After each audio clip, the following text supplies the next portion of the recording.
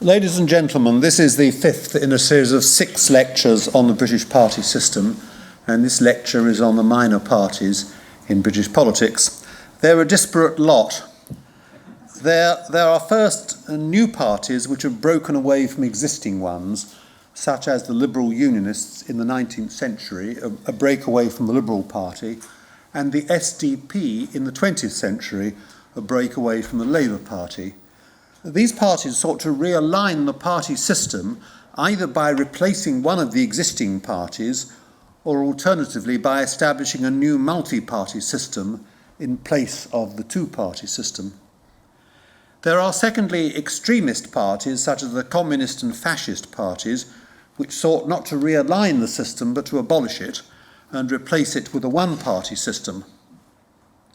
And there's thirdly UKIP, which is a phenomenon of its own, because UKIP was not seeking to realign or abolish the party system, but to realign British politics. Its aim was not necessarily to form a government or to be in a government, but to ensure that Britain left the European Union. It was therefore a single-issue party, even though it does have and did have policies on other matters as well. Now, it now seems very probable that we shall in fact leave the European Union, and perhaps that's the reason why UKIP now has so many problems. Perhaps its essential task has been achieved. But whether so or not, UKIP can claim to be the most successful minor party in British history, perhaps indeed the only successful minor party, because it can claim much of the credit or debit, depending on your own political view, for Brexit. I want to discuss first the extremist parties, then UKIP, and then finally the breakaway parties, and conclude by asking whether there is scope today for a new breakaway party from the Labour Party, a new SDP as it were, and whether there are any lessons from the past which such a new party ought to bear in mind. First then, the extremist parties, the Communists and the Fascists. Now, much more has been written on them than any of the other parties that I shall be discussing, but in a sense that is odd, because these parties have been almost completely irrelevant in British politics. They never succeeded in attracting mass support and had very little influence on the course of events.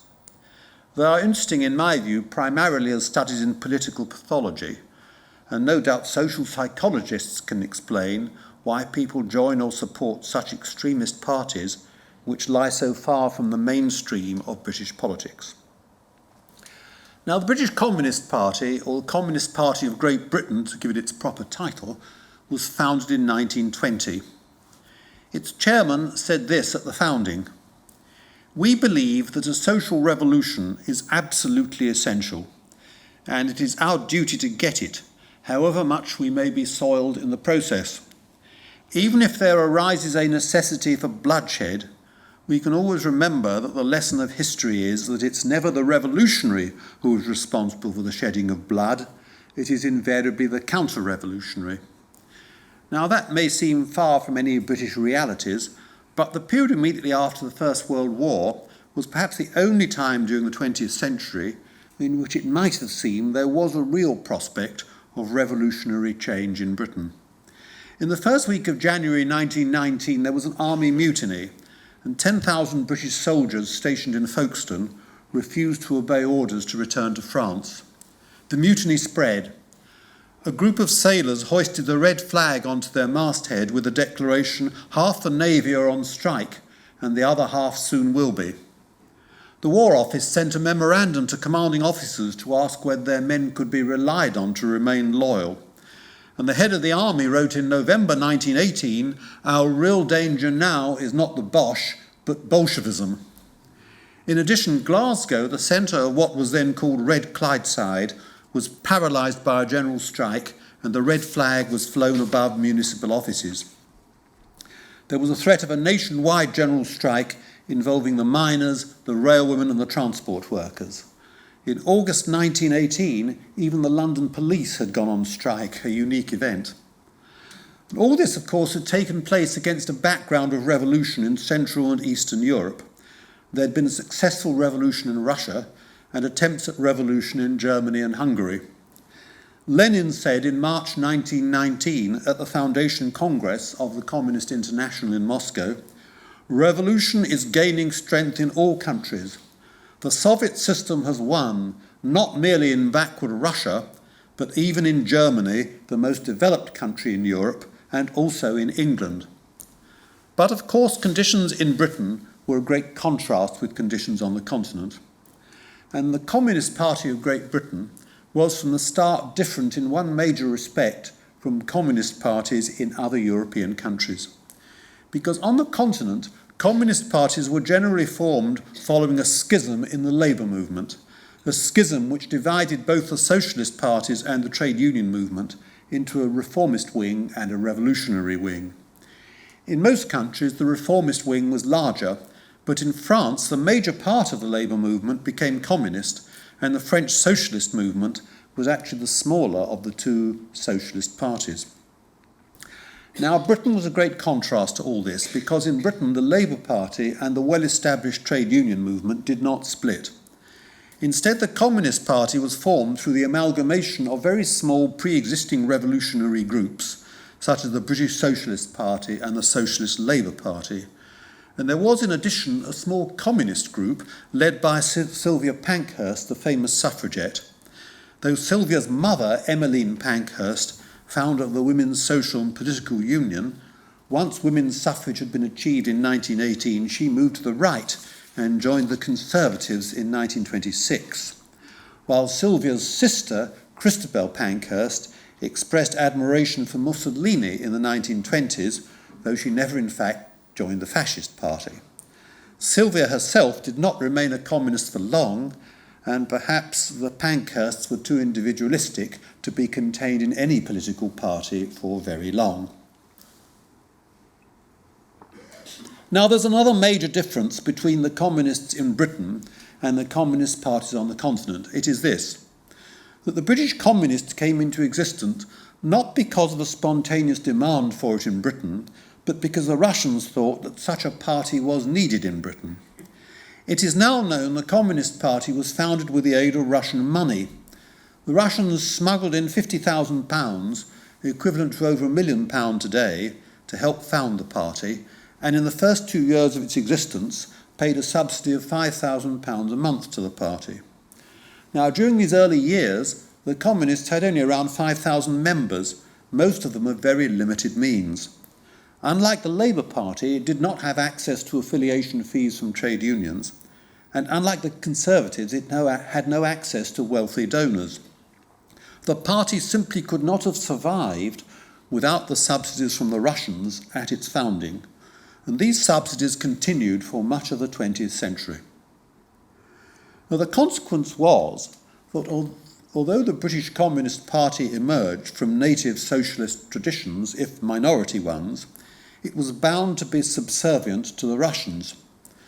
The Russians had founded in 1919 a communist international, the Third International, generally known as the Comintern, to which all communist parties belonged. Now, in theory, all these parties were equal members of Comintern, and decisions were reached by discussion. But in practice, the Russians, by far the largest of the communist parties, and of course the only one that had been successful, the Russians dominated Comintern, and they decided on tactics and strategy for the other parties. Now, the Russian communist leaders knew little and understood less of British conditions. Karl Marx had lived in England for a long time, and he did know a great deal about Britain. But Lenin had lived in Britain only for a very short period, around a year, and he understood very little. Now, in 1920, a group of socialists visited Lenin, and Lenin told them that Britain had to conform to the Russian revolutionary model. The British asked whether there was really a need for the dictatorship of the proletariat, given the strong development of parliamentary democracy in Britain, where conditions, of course, contrasted so markedly with those in Russia.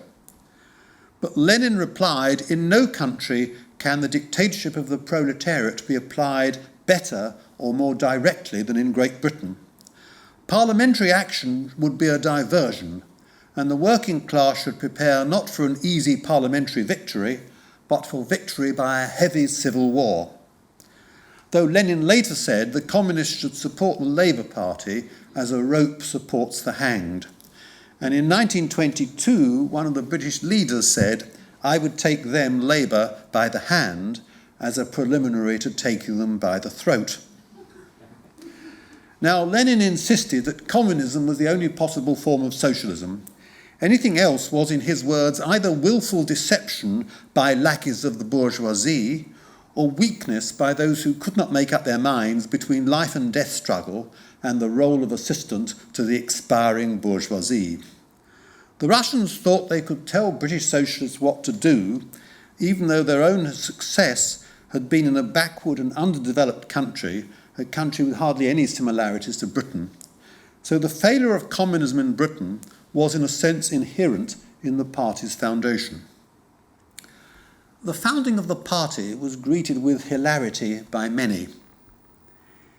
In P.G. Woodhouse's book The Inimitable Jeeves, published in 1923, one of the characters is Bingo Little, a rich idler who is always falling in love with unsuitable women. His latest squeeze was a communist, Charlotte Rowbottom, who calls him Comrade Bingo. And Charlotte's father's also a communist. And Bingo Little then explains to Bertie Wooster what communism is about. He said there was a movement called Heralds of the Red Dawn, led by old Rowbottom. Delightful chap. Wants to massacre the bourgeoisie, sack Park Lane, and disembowel the hereditary aristocracy. Well, nothing could be fairer than that, what? Another view was given by a writer of children's books, Richmal Crompton, whom I have already quoted in my lecture on the Conservatives. And she wrote a book about a young scamp called William. And in 1924, there was a story called The Weak Spot in a book entitled William IV. Now, William's much older brother, Robert, joins the Society of Reformed Bolsheviks. He buys a red tie and says that he supports the redistribution of wealth, the equalisation of incomes, and the freedom of the working classes. But William and his friends then form a junior branch of the society, and they take Robert's watch, purse, and bicycle. Robert then abandons communism. He explains to his father, "It's all right when you get your share of other people's things, but when other people try to get your things, then that's different." "Ah," observes his wise father, "that's the weak spot. I'm glad you found it out." In 1930, there was a book of stories called William the Bad, and one of the stories in that book is called William the Prime Minister. In this story, William and three of his friends decide to hold a mock election in their school. William explains the differences between the parties. He says there's four sorts of people trying to get to be rulers. They all want to make things better, but they want to make them better in different ways. There's Conservatives, and they want to make things better by keeping them just like what they are now. And there's Liberals, and they want to make things better by altering them just a bit, but not so as anyone would notice. And the Socialists, and they want to make things better by taking everyone's money off them. And there's Communists, and they want to make things better by killing everyone but themselves. But William the Conservative wins the mock election at his school unanimously. Now, the small Communist Party was a member of Comintern, a British party, part of what was in theory a single international party, in practice a party dominated by the Russians. And the basis of Comintern was agreement on the truths of Marxism and on an organisational principle known as democratic centralism. And what this meant was that once a decision had been made, it had to be accepted by all members. Those who disagreed could, if they wished, argue privately against it, but what they could not do was seek the support of others to overturn the decision. That would be factionalism, a mortal sin for all communists, and would lead to expulsion from the party. In theory, the decisions were made by members of the Communist Party of Britain. In practice, they were imposed from Russia. From 1928 to 1934, the Communists adopted a policy known as class against class. This meant no cooperation with the Labour Party, which was seen as a lackey of the capitalist system. And during this period, Social Democrats were known as social fascists. Then in 1934, following the rise of Hitler to power in Germany, the line changed to support of a so-called Popular Front, a coalition of all anti-fascist parties, including not only Labour but also the Liberals. Then in 1939, after the Nazi-Soviet pact, the line changed again. The Communists denounced the war as an imperialist war. While the illegal German Communist Party supported the war against capitalist Poland, the British Party denounced it and declared that the enemy was not Hitler, but the capitalist system at home. In 1940, the party blamed Britain for the German invasion of Denmark and Norway. Then in 1941, when the Soviet Union was attacked by Germany, the line changed again and the Communist Party came out in support of the Churchill government. Indeed, in 1945, the Communists supported continuation of the wartime Churchill coalition at a time when the Labour Party was coming out against it and was about to win a landslide majority in the 1945 general election. In 1956, the party supported the Russian invasion of Hungary to suppress the Hungarian Revolution, losing a number of members in the process. The point is that all these changes of line were the result not of changes in conditions in Britain, but changes in the Soviet view of what was right for Russia. The policy imposed on the British Party might have been right for Russian conditions. It had no relevance to British conditions. So a member of the party was, as George Orwell put it, in effect a Russian publicity agent posing as an international socialist. And this doomed the party to irrelevance in British conditions. It never won more than 2 seats in a general election. In 1931, in the depths of the slump, it was able to put up just 26 candidates in 615 seats. These candidates won just under 70,000 votes, an average of 7.5% of the vote per opposed candidate, and a share of the total vote of just 0.3%. The largest number of candidates the party ever put forward was in 1950, when it put forward 100, who secured an average of 918 votes. The membership of the party was 5,000 when it was founded.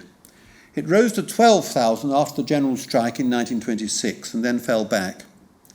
In the late 1930s, the party began to attract intellectuals concerned at the rise of fascism and the failure of the other parties to resist it effectively, as they thought. But what the party expected from the intellectuals was perhaps rather unusual. The General Secretary of the party told the poet Stephen Spender that the best contribution he could make was not to write, but to take part in the Spanish Civil War. "Go and get killed, comrade," he said. "We need a Byron in the movement." Party membership rose to 18,000 and then to its peak of 55,000 in 1943, a reaction largely to Russian bravery during the war. In the post-war period, its membership remained higher than it had been during the years of depression, and it soon stabilised at around 30,000. But despite its small membership, during the post-war years, it did gain some influence in the trade unions, and through the trade union bloc vote at the Labour Party conference, some influence also on Labour Party conference decisions. But that influence was generally much exaggerated, both by supporters and opponents of the party. In 1951, the Communists had finally accepted that revolution was not the right path for Britain, and it issued, with Stalin's agreement, a policy document entitled The British Road to Socialism, accepting the principle of a parliamentary transition to socialism. By 1968, the party was prepared to reach decisions independently of the Russians and declared itself opposed to the Russian invasion of Czechoslovakia. But it was too late. The party was generally ignored during the period of student radicalism in 1968, and the miners' strike of 1984-5 was led by Arthur Scargill, a former member of the Young Communist League, the junior branch of the party, who had left because he could not accept its iron discipline. Between the wars, One Comintern leader had said, "Our British movement is a pain. It will not grow, neither will it die." But it did eventually die.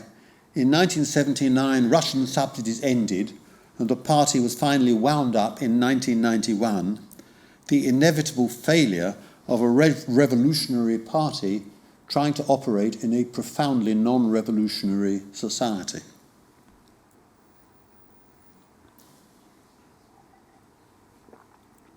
Now, the British Union of Fascists, later called the British Union of Fascists and National Socialists, was founded in 1932 by Sir Oswald Mosley, a wealthy baronet with a distinguished war record, who had been successively a Conservative, Independent, and then a Labour Member of Parliament. A junior minister in Ramsay MacDonald's second Labour government, he'd resigned in 1930 in protest at its failure to do more to resolve the problem of unemployment. He too was satirised by P.G. Wodehouse. In Wodehouse's book The Code of the Worcesters, published in 1938, Bertie Wooster describes the fascist leader Roderick Spode, a figure based on Mosley.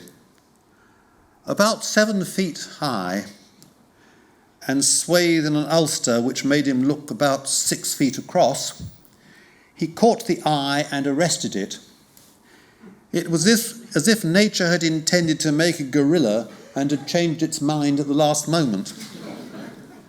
Spode's moustache, he said, was like the faint discoloured smear left by a squashed black beetle on the side of a kitchen sink, while the way he ate asparagus alters one's whole conception of man as nature's last word. Mosley had been impressed by the success of Mussolini and Hitler and had come to believe that fascism was the wave of the future. He thought the depression would deepen, and this would encourage, as it had in Germany, extremism of the left, perhaps led by the Communist Party, and that in these circumstances it would be seen that the orthodox parties were too weak to resist them, and there'd be a call for the fascists to take over. But of course nothing like that happened. During the 1930s, conditions gradually improved. Unemployment was halved between 1932 and 1937, and industrial output increased by 46%. Those in secure employment saw a rise in their standard of living and greater access to consumer goods, in particular home ownership, with real wages rising by 17% between 1924 and 1937. By 1938, 25% of the population owned their own houses, including many of the better-off members of the working class, while a further 10% lived in local authority housing. Of course, there remained pockets of severe deprivation, particularly in the areas of the old export trades. But in the South and in the Midlands, conditions gradually improved. There was no revolutionary situation. Fascism relied, as on the continent, on a sense of national crisis. In Britain, that crisis had occurred in 1931, before the British Union of Fascists was founded.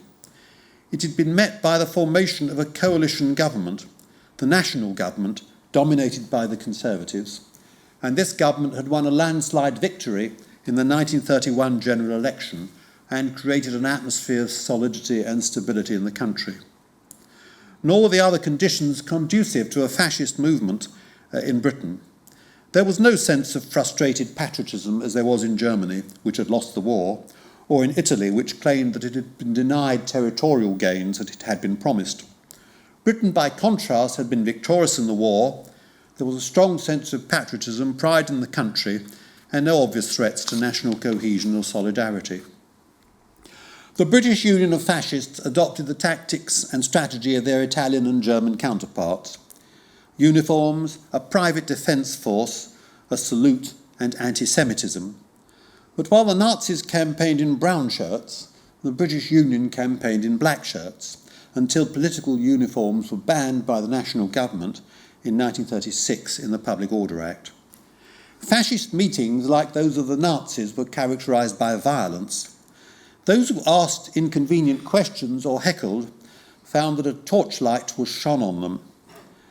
8 to 10 uniformed stewards would then drag the offender from the meeting and administer a thorough beating. And above all, the British fascist movement was characterised by anti-Semitism. There were provocative marches of uniformed men in the areas where Jews lived, such as the East End of London. And this all made Mosley a pariah in political circles. Mosley always denied taking money from Italy or Germany, but it is now known that by 1940 he had received a total of nearly £250,000 from Mussolini, around £8 million in today's money, and that when Mussolini had stopped making contributions, Goebbels stepped in, paying the party £91,000 in 1936.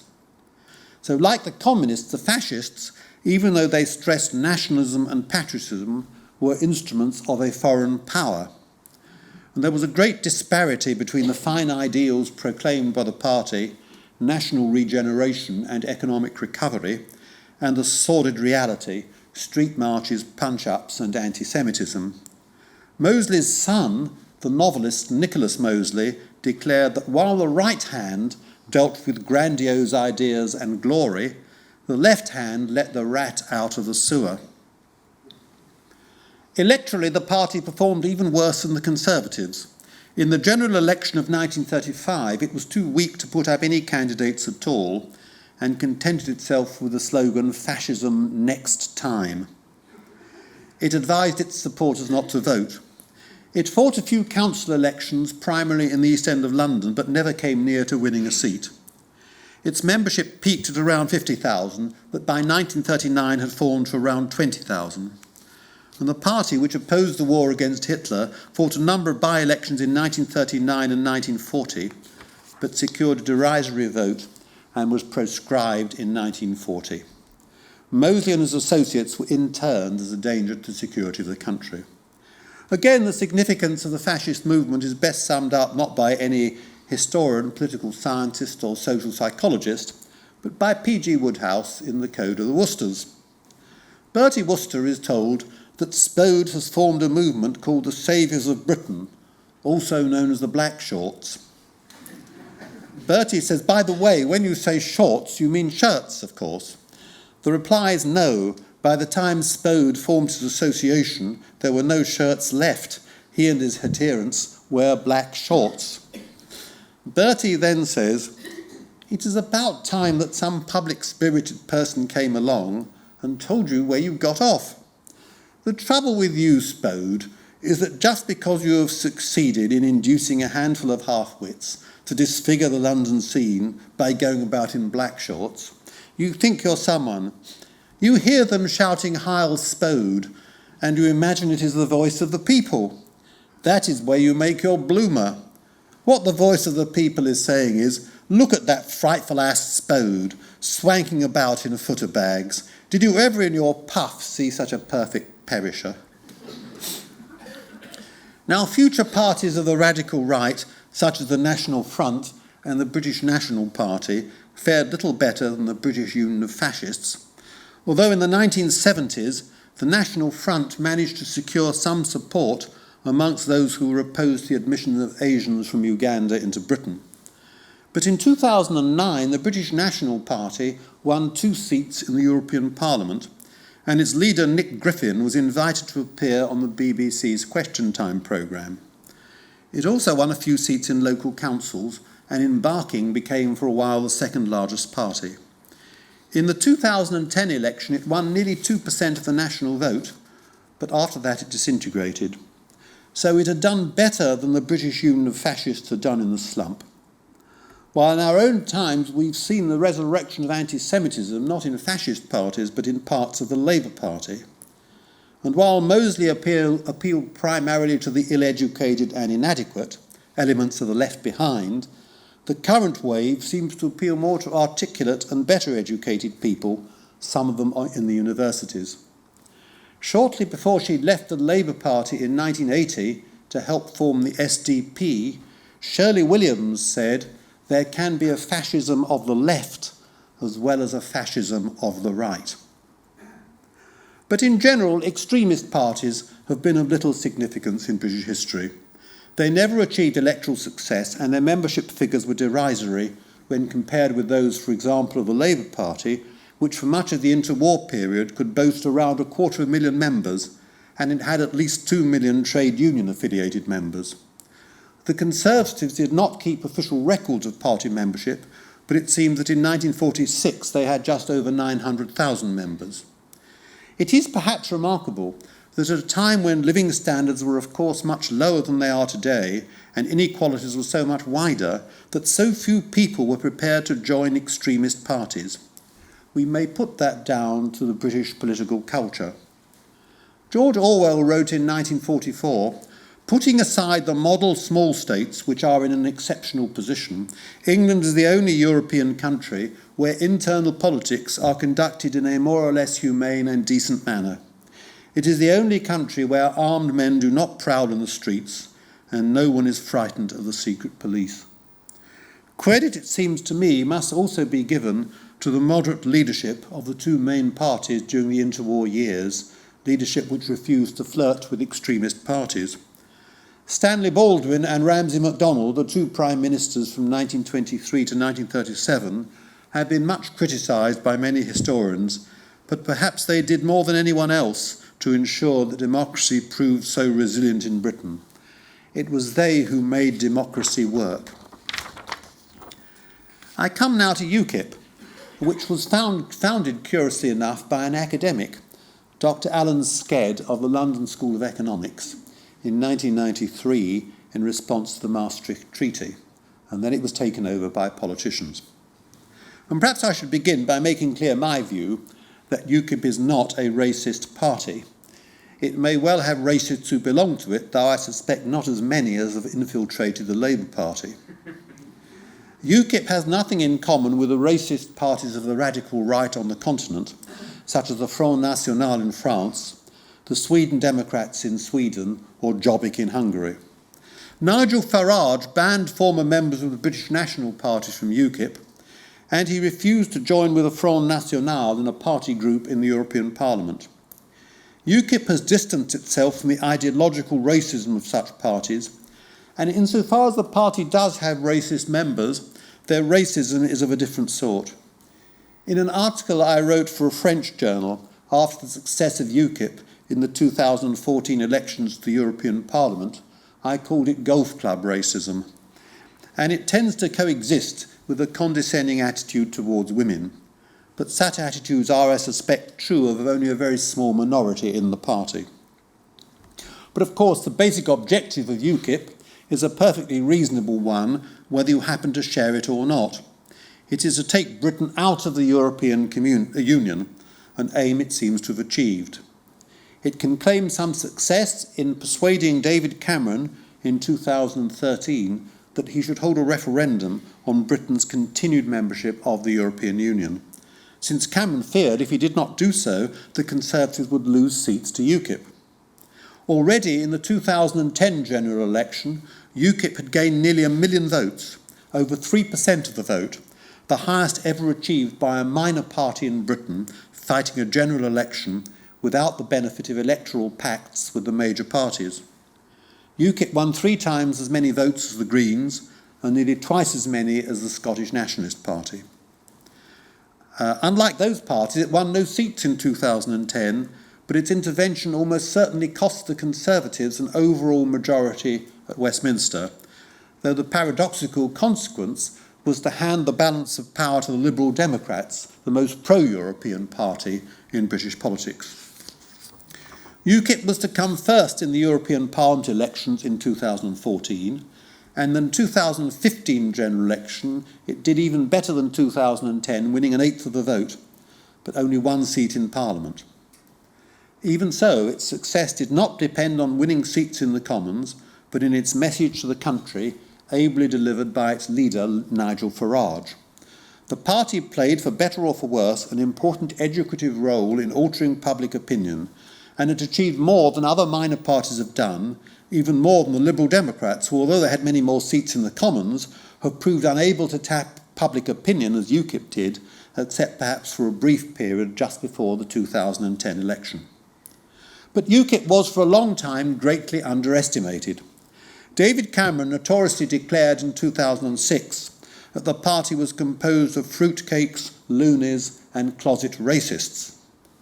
Around the same time, a Labour cabinet minister told me that UKIP was the British National Party in blazers, while an Observer journalist, Nick Cohen, claimed that UKIP offered a garish picture of what the British right looks like when it has had one beer too many. To such critics, UKIP was an illegitimate intruder into the British party system, but survey evidence consistently showed that a large minority of the electorate, and in some polls a majority, wanted Britain to leave the European Union. Now, the three main parties, as well as the nationalist parties, all wanted Britain to remain in the European Union, and it was only natural that in a well-ordered democracy, a viewpoint so widely held that Britain should leave the European Union should be expressed by a political party which took that as its main aim. Now, until a serious study was made of the UKIP membership, conventional wisdom held that the typical UKIP supporter was disgusted of Tunbridge Wells, an elderly former Tory, perhaps a retired army officer, spluttering over his gin and tonic as he read his Daily Mail at the 19th hole. But the work of the political scientists Matthew Goodwin and Robert Ford has shown that this view was a caricature. UKIP's support came primarily not from the well-heeled, but from the disadvantaged and insecure, the victims of social and economic change, alienated from a meritocratic political establishment, the elderly white semi-skilled or unskilled working class. The typical UKIP supporter, Goodwin and Ford believed, had a white skin, a blue collar and grey hair. Indeed, UKIP's social base was to become more representative of the working class than that of any of the major parties, including the Labour Party. Now, the rise of UKIP reflected wider changes in British society, the decline of the working class and the failure of the mainstream political parties to represent it. In 1964, when Harold Wilson brought Labour to power after 13 years in opposition, 2/3 of the electorate were working class and 1/3 middle class. The working class was crucial for electoral success, and the Conservatives could win an election only by detaching a large portion of it from its normal Labour allegiance. But by 2010, just 3/7 of the electorate were working class, while 4/7, a majority, were middle class. Tony Blair's New Labour had sought to win over graduates, middle-class professionals and aspirationals, those who aspired to leave the working class. The Conservatives under David Cameron, seeking to distance themselves from the image of the nasty party, had sought to win over the same social groupings. All three parties welcomed globalisation, multiculturalism, and neoliberal economics, and with their support for gay marriage, alternative lifestyles. That was not an agenda with much appeal to those left behind. David Cameron, Ed Miliband and Nick Clegg all belonged to what one might call the exam-passing classes, and that made them ill-equipped to understand those who had not passed exams. The left behind became politically as well as socially and economically marginalised. It is they who form the bedrock of UKIP support. So the UKIP insurgency reflects deeper changes in British society, changes that the three major parties barely glimpsed. Now, of course, having achieved its main aim, the future of UKIP is now in doubt. Deprived of the leadership of Nigel Farage, the party could disintegrate. Perhaps that depends on the progress of Brexit. If it turns out to be a soft Brexit and immigration from the European Union does not fall, UKIP may revive. For it is clear there is a definite constituency, albeit a minority one, which seeks a radical reduction in immigration and does not trust the Conservatives to implement it. Nor does it trust the Conservatives to implement a hard Brexit, removing Britain entirely from the orbit of the European Union. That constituency could easily be mobilised again. But while UKIP's future may be highly uncertain, nothing can take away its claim to be by far the most successful minor party in British history. I say that even though I am myself opposed to Brexit. The final category of minor parties consists of breakaway parties, parties which sought to realign the British party system. Now, all these parties in the modern era came from the left, from the Liberals in the late 19th century and the first half of the 20th century, and from the Labour Party in the 1980s with the formation of the SDP. Now, there have, of course, been serious strains and divisions in the Conservative Party, but no breakaways. The last breakaway was over the repeal of the Corn Laws in 1846. And as I mentioned in my lecture on the Conservative Party, the most powerful figure in the modern Conservative Party is the ghost of Sir Robert Peel, the leader who presided over the repeal of the Corn Laws, so splitting the party and preventing it from forming another majority government for 28 years. Most Conservatives are determined that nothing of that sort should ever occur again. Now, the first of the breakaway parties in modern times is the Liberal Unionist Party. This was formed in 1886 from those Liberals who opposed the policy of Irish Home Rule put forward by the Liberal leader W.E. Gladstone. 93 Liberals voted in the Commons against the Home Rule Bill, which was lost by 30 votes. The Liberal dissentients then offered support to the minority Conservative government which followed, and in 1895 joined the Conservatives in a Unionist coalition. Now, the Liberal Unionists were a highly unusual breakaway party. You'd expect a party defecting to the right from the Liberals, who were then the main party of the left, you'd expect such a party to be a party of centrist politicians. And it's certainly the case that one of the leaders of the Liberal Unionists, Lord Hartington, was a Liberal of the right, a Whig who had long believed the Liberals had moved too far to the left. Lord Hartington is now a forgotten figure, but was very prominent in his day. He is indeed the only man ever to have turned down the offer of the premiership, not once, but 3 times. And this spirit of self-sacrifice was perhaps characteristic of the Liberal Unionist leaders, many of whom, in resisting Home Rule, were sacrificing the prospect of office.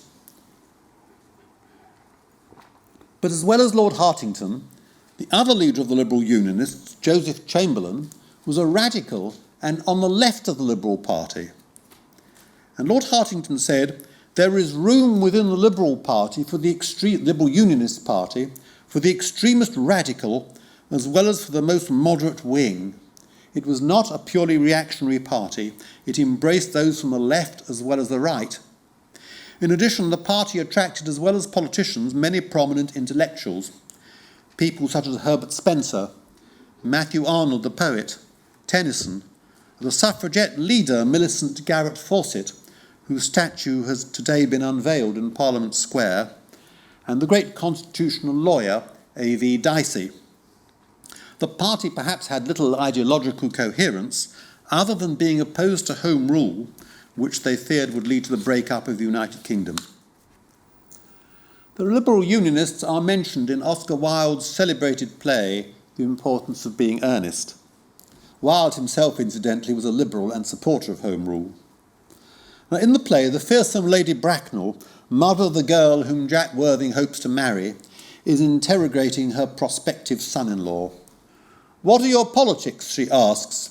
He replies, "Well, I am afraid I really have none. I am a Liberal Unionist." Lady Bracknell finds that answer satisfactory.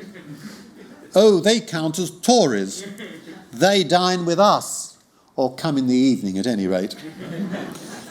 But the Liberal Unionists, although like Jack Worthing they may have had no politics, certainly believed they had principles, primarily civil and religious liberty, which they believed was threatened by the Catholic hierarchy in Ireland, and the rule of law, which they believed was threatened by Irish terrorism. These, they believed, were fundamental liberal principles, the principles of the whole Liberal Party before Gladstone converted it to Home Rule. They claimed it was they who had remained true to liberal principles, while the Home Rulers had broken with them. The Liberal Unionists may, as Lady Bracknell suggested, have counted as Tories, but they were not in fact Tories, and they remained for some years both politically separate from them and, with their large element of nonconformists, socially separate from them as well. The Liberal Unionists were the longest lived of all the breakaway parties, lasting 26 years, until in 1912 they merged with the Conservatives. But there remained differences between the two parties. In 1911, when the Conservative leader Arthur Balfour resigned the leadership, the son of Joseph Chamberlain, Austin Chamberlain, was thought of as a possible successor and leader of the Unionist coalition. But Balfour told his private secretary this was not possible. There were a number of reasons. It may be said against Austin that he comes from Birmingham. that he is a Liberal Unionist, that he is not allied by family tradition or landed estates with the traditional Conservative Party. In 1937, when Austin's half-brother Neville Chamberlain did become leader of the Conservatives, he reminded his party that he had been brought up not as a Conservative, but as a Liberal Unionist. Now, the next breakaway from the Liberals came in 1918, following the split between Asquith and Lloyd George. Asquith remained the official leader of the Liberal Party, but a large number decided to follow the new Prime Minister, Lloyd George, who had replaced Asquith, and these Liberals were known as Coalition Liberals, or Coalies for short. And like the Liberal Unionists, the Coalition Liberals were sustained by an electoral pact with the Conservatives. When the First World War ended, Lloyd George decided to call an immediate general election and to fight it as a Liberal. He made an agreement with the Conservative leader, Andrew Bonar Law, that those Liberals agreeing to support the coalition would not be faced with Conservative opposition. They were given what was called, after wartime rationing, the coupon, an official declaration of support by the coalition leaders. And that coupon was vital for Liberals seeking re-election. In the 1918 general election, the coalition Liberals won 133 seats, while the Liberals who followed Asquith won just 28. So the breakaway party came to be larger than the parent. Liberals who had received the coupon seemed to have been given something very much like a free ticket to Westminster. But the election also gave the Conservatives an overall majority, so they no longer needed the coalition Liberals, and the coalition came to an end in 1922 when a meeting of Conservative MPs decided to fight the next election as an independent party. The Liberals were reunited by the time of the 1923 general election, but as we shall see, their newly founded unity did not last long. Lloyd George had in fact hoped to merge his coalition Liberals with the Conservatives, and in 1920 he proposed fusion of the two parties. The Conservatives were in favour of this, and many believed that it would come about. The new party was to be called, perhaps rather unpromisingly, the United Reform Party. The Conservatives, remarkably, were even willing to accept Lloyd George as Prime Minister of the fused party, but it was not to be. Remarkably, it was the coalition Liberals who objected. They were determined to preserve their Liberal identity, so the two parties remained separate. Now, the next breakaway from the Liberal Party came in 1931, shortly before the formation of the national government, when a group of Liberals formed a separate group called the Liberal National Party, arguing for cooperation with Conservatives and not cooperation with Labour, which was then the official policy of the Liberals. The Liberal Nationals were in particular prepared to accept Conservative proposals for a revenue tariff to combat the slump, while the official Liberal policy was to remain loyal to free trade. Now, in the general election of 1931, the Liberal Nationals won more seats than the Liberals. They won 35 seats, but in only 4 did they face Conservative opposition. The official Liberals were much more independent. They won 33 seats, but faced opposition from Conservatives in 81 seats that they fought. After the Conservative-dominated national government was formed, proposals were produced for a revenue tariff and for imperial preference. The Liberals then resigned from the national government, but the Liberal Nationals remained and gradually became indistinguishable from the Conservatives. In 1947, a pact was agreed between the Conservatives and Liberal Nationals for combined constituency associations to be formed, and this pact marked the end of the independent identity of the Liberal Nationals, who now changed their name and called themselves National Liberals. In the next few general elections, candidates appeared calling themselves Conservative and National Liberal, or National Liberal and Conservative, or Conservative and Liberal, or even Liberal and Conservative. They were all, in fact, Conservatives. And leader of the Liberals in the House of Lords called these candidates licorice all sorts.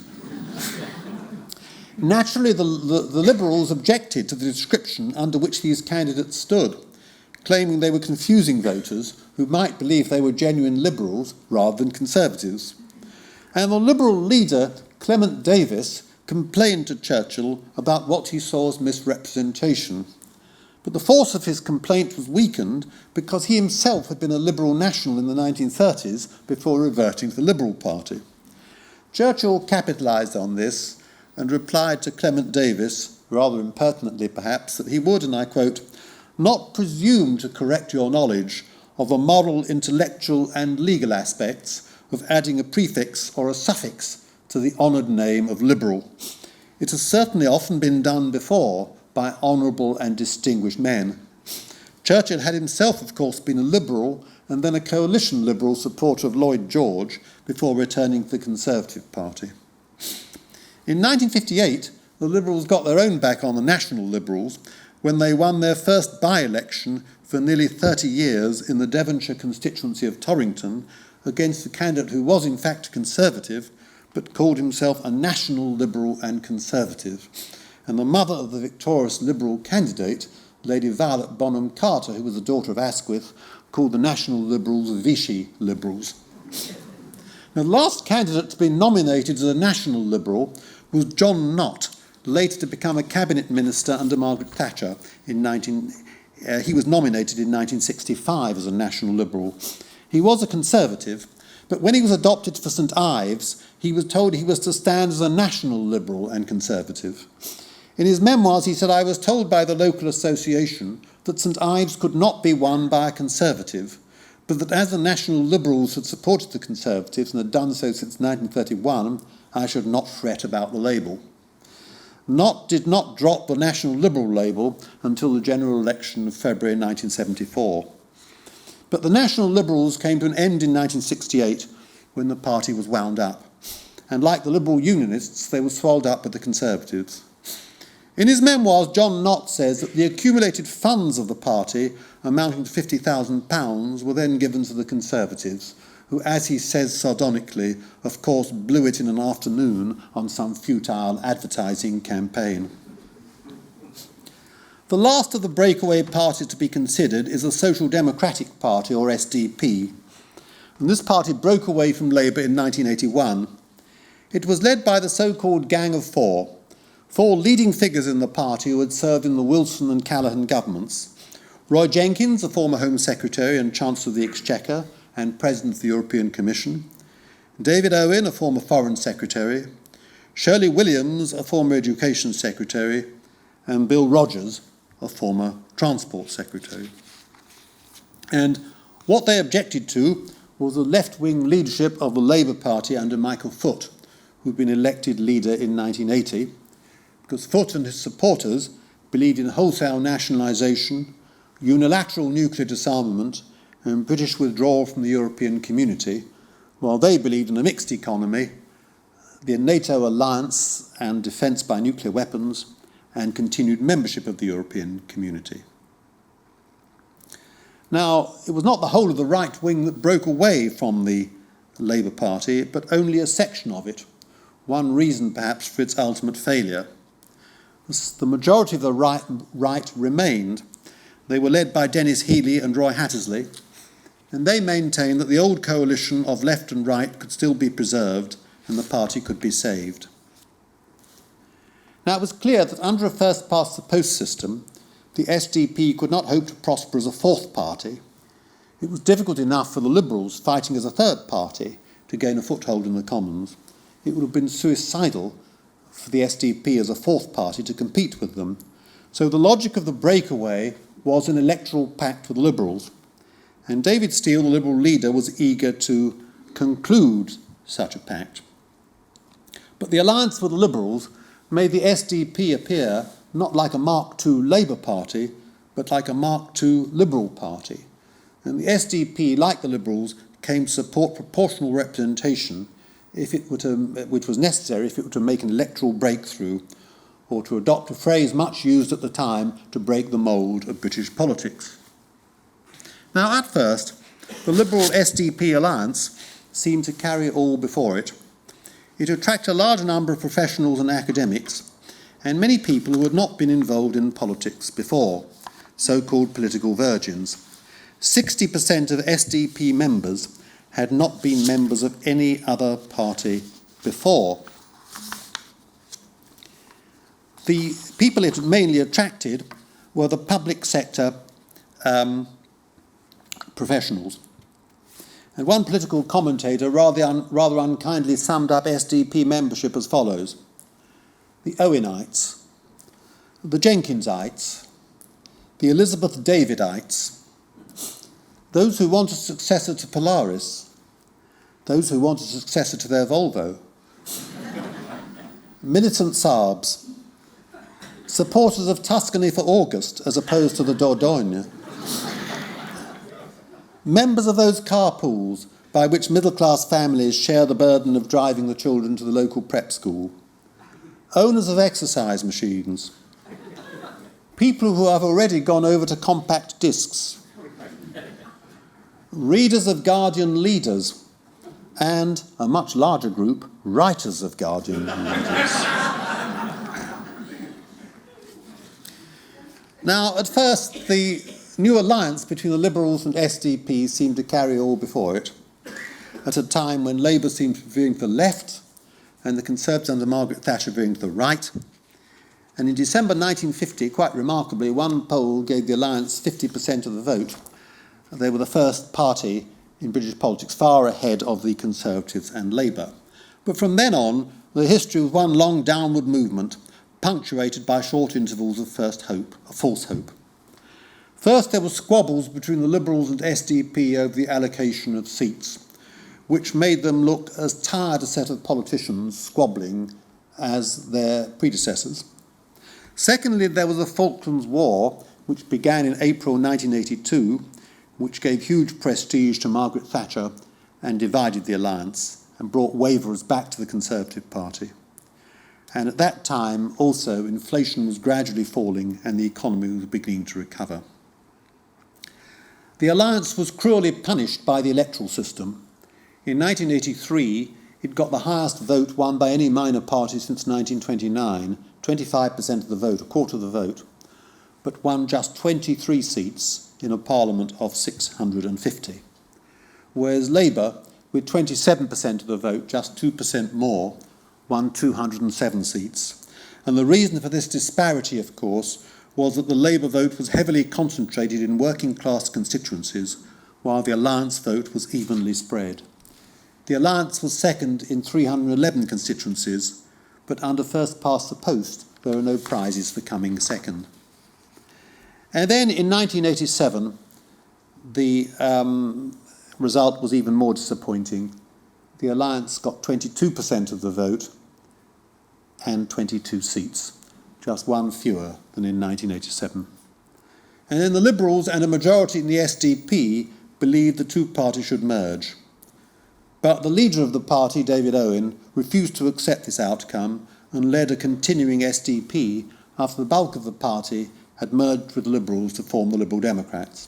But of course, a fourth party had even less chance of making a breakthrough than a third party, and the end was to come in May 1990 in a by-election in the safe Labour seat of Bootle, in which the SDP candidate secured just 155 votes, finishing seventh in a field of 8, and securing 263 votes less than Lord David Such, the candidate of the monster raving loony Cavern Rock Party.